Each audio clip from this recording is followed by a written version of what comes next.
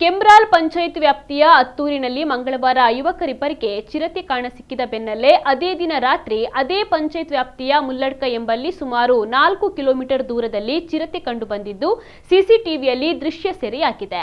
ಕೆಮ್ರಾಲ್ ಪಂಚಾಯತ್ ವ್ಯಾಪ್ತಿಯ ಪದ್ಮನೂರು ಸಮೀಪ ಮುಲ್ಲಡ್ಕ ನಿವಾಸಿ ನಿವೃತ್ತ ಸೈನ್ಯಾಧಿಕಾರಿ ನೋಬೆಲ್ ಡಿಸೋಜ್ ಅವರ ಮನೆಯ ನಾಯಿಯನ್ನ ಕೊಂಡು ಹೋಗಿದೆ.